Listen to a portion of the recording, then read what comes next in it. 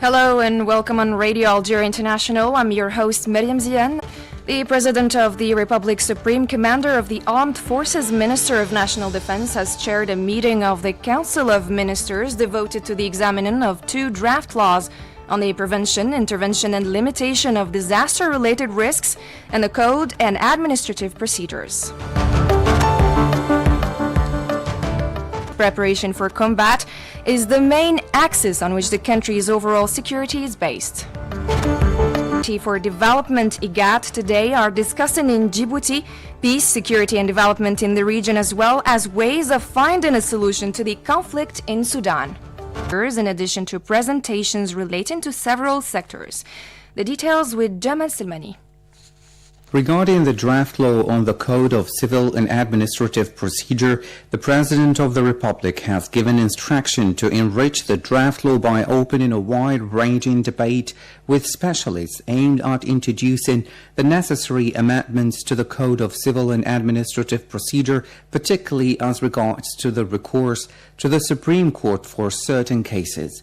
Concerning the draft law laying down rules for the prevention, response and disaster risk reduction as part of sustainable development, the President stressed the extreme importance of proactive operations and constant monitoring in line with the development of well-defined plans to deal with all disaster situations, whatever their nature. On the draft law to combat forgery and the use of forgery, the President affirmed that the fight against such a plague is part of his commitment to moralize public life by strengthening the legal framework aimed at combating this deplorable phenomenon, which has a negative impact on the smooth functioning of the Algerian administration and constitutes a threat to the security of the state. Ahead of the summer season, the President ordered to make human resources available at ports and airports for the return home of the members of the national community abroad, notably decreasing the ticket prices. And as you followed in our top stories, the need to guarantee global security was highlighted by the magazine Al Jaish in its June edition, stressing that the continuous preparation for its combat is the main axis on which the country's overall security is based. Jamal Silmani reports.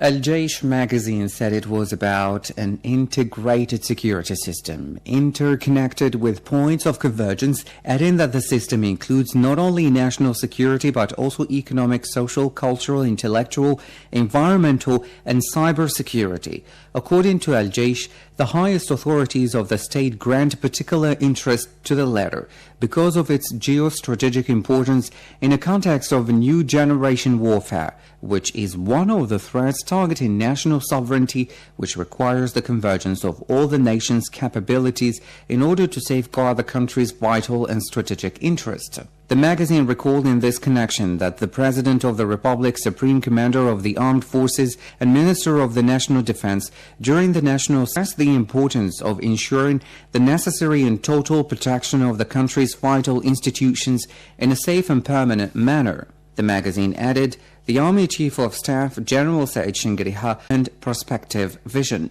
Al Jaish affirmed that the National People's Army is carrying out its noble constitutional missions to the best of its ability, integrated into the strategy to guarantee global security, in line with the far side protecting it from any danger, whatever its nature or source.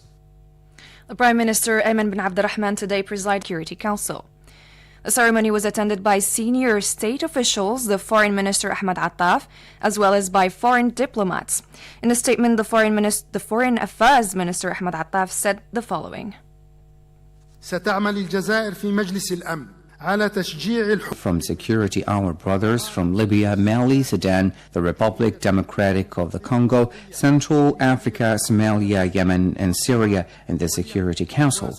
Algeria will pursue its steadfast support in the Security Council to the just Palestinian and Sahrawi causes and will defend the right of their peoples to end the illegal occupation of their territories.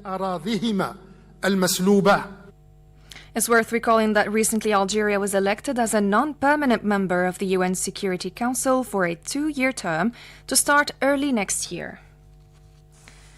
Algeria, like the rest of the world, observes the World Day Against Child Labor to raise awareness of the ill effect of the phenomenon. On the occasion, the Minister of Labor, Faisal bin Talib, highlighted that the steps taken to implement recommendations and apply international standards in the fight against child labor set Algeria as an example to follow in this regard, calling for more efforts to be made to preserve these achievements through an inclusive approach based on combined efforts from various actors. The labor sector watches over intensifying the fight against child labor through the Labor Inspection Services, whose mission is to determine violations related to the labor code, emphasizing that the rate of child labor does not exceed 0.001% in Algeria.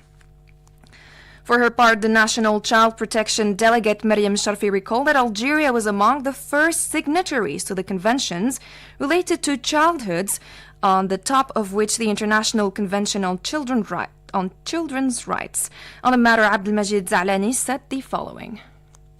L'Algérie a ratifié la Convention internationale de la protection de l'enfant. Algeria ratified the International Convention for the Protection of Children in 1992. Last year, we celebrated the 30th anniversary of this convention. The convention adopted within the framework of the Law 1212 on the protection of children that includes provisions prohibits child labor.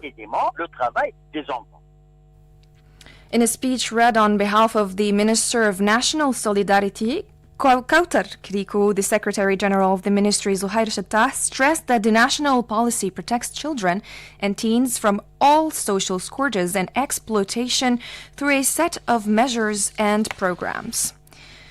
In the same context, the World Day Against Child Labor is observed worldwide today to raise awareness of the global extent of child labor and the actions needed to eliminate such a phenomenon.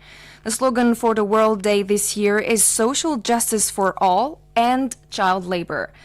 On this occasion, the UN is calling for the reinvigorated international action to achieve social justice with child labor elimination as one of its important elements, and is calling for the universal ratification of ILO Convention on Minimum Age.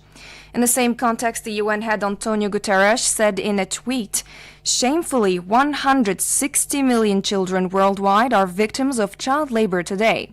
That's almost 1 in 10 children. On this and Child Labor Day, we must commit to redouble efforts to stop harmful practice and protect children from exploitation." The Arab League has stressed the necessity to spare no efforts to secure a fair solution to the Palestinian issue and to put an